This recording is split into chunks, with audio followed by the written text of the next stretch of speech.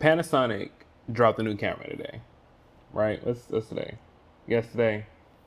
Panasonic dropped a new camera yesterday. As you can see, I forgot what day it was because that's how important it actually was. People want to know, like, I've been getting hit up on Instagram already, like, yo, Sean, seen a new Gh5, bro? Should I upgrade?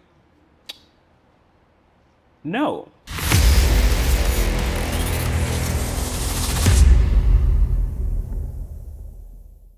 As you all know, I used to be an avid Gh5 lover, right? Like, you know, Lumix, Gh5, I was Panasonic gang. We was out here, photos, videos, you name it. I was a Panasonic fanboy, if you will. So it's not like I have a hate for Panasonic, okay? I'm not saying that. I love Panasonic, well, I used to anyway. But the problem is, this camera is at least like 4 years too late, because you brought, like, I know what they did, right? So they brought out the Gh5 and, you know what I'm saying, just to kind of hold you over until you get the Gh6, right? And to be real, the Gh6 is not really all that impressive for a Micro Four Thirds body. The thing about Micro Four Thirds were they were like, since they were so small and compact, you can cram a lot more features in them versus what you could do like on a full frame camera. But now full frame has caught up and now it has even surpassed crop sensors, so it's kind of like, what's the point? And then you have cameras out there like the Fuji X-T4 and hell, even now the Panasonic S5. Why would somebody realistically go spend the same amount of money for a Gh5 Mark II when they can get an S5, which is a way better camera? So for those who don't know, the Gh5 Mark II actually has pretty much, it's like an identical Gh5. They took off some coating or added some coating to help the sensor as far as like reducing flare, and they have a new, you know, they have a new engine, like they have a new processor in the Gh5, because the old processor was limiting the original Gh5 against some of the updates that you see in the Gh5S and the Lumix G9. Here's a problem with that though.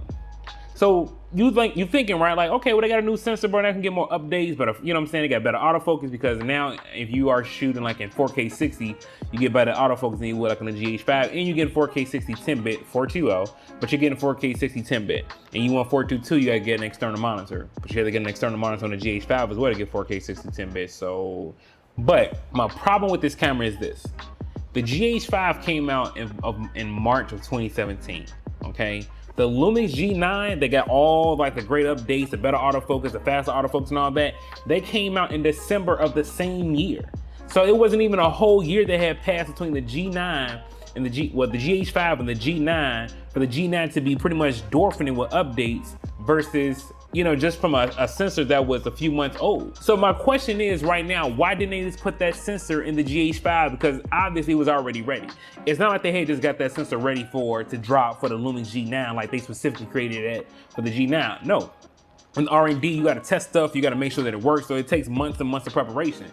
So 9 times out of 10, this sensor is at least somewhere already in the works. If anything, you push the release date of the Gh5 to maybe like June or July 2017, give the same sensor, the same processor that you put in the G9, and now we would have had a Gh5 that could have just lasted till we got another Gh6. But instead, you bring out a Gh5 Mark II, that is literally the same price of a Lumix S5, either brand new on sale right now, or you can get it used. But why would I get a crop sensor that gives me no added benefits over a full frame camera, over the equivalent of, like, the same company of a full frame camera for the same price?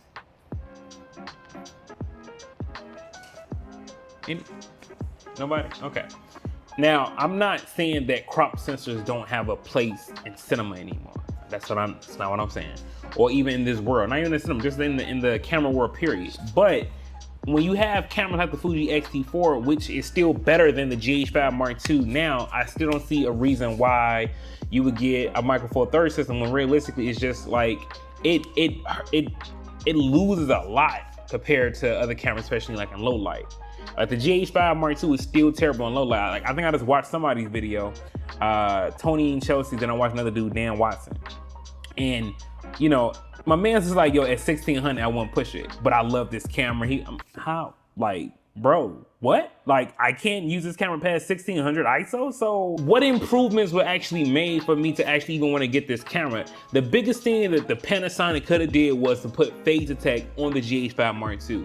I don't understand how you missed the opportunity to put phase detect on a camera that you're now toting for, like, you know, I guess creators or whatever the case is. But like, I understand got anamorphic support for 6K and all that, but the Gh5 had 6K anamorphic as well. So it's like, this camera is not really giving anything much more to warrant a $1699 price tag. Now, what Panasonic could have done, they could have made it where if you to trade in your Gh5, you get like $500 off, or even $350 off the Panasonic Mark II, to kind of like keep you like within the ecosystem, say, hey, we appreciate you, we messed up, we dropped the ball. But instead, you're charging me a full price of a camera that's not worth the full price. Like, this camera is already dated before it even dropped. It was a dated camera before it dropped, and you only paid $1,700, almost $2,000 for a camera whose autofocus is the exact same autofocus as the camera that you released 4 years ago. How does that make sense? So, just to go ahead and make it clear cut, you know what I'm saying, so you don't have to wonder what I'm saying exactly. Do not, I repeat, I do not think it's worth the money to upgrade to the Gh5 Mark II.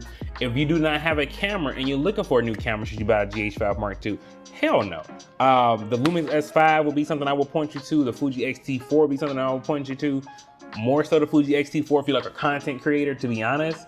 Even though the S5 is a full frame sensor, the X-T4 does have a dual native ISO as well, and it actually handles low light pretty well. And you really can't go past like ISO 12,800, but at some point you might want to start introducing lights to that camera anyway. But there's no way in good faith I could say that the Gh5 Mark II is worth the price of admission. But I'm curious to what y'all think. Y'all probably be like, yo, Sean, bro, like, nah, I gotta get this camera. You tripping, the Gh5 Mark II was dope. I really want to hear if you can defend this camera with all the other cameras that's out right now. Comment down below and let me know. But other than that, you know what I'm saying, we out, baby. I had to say something about this because they was petty.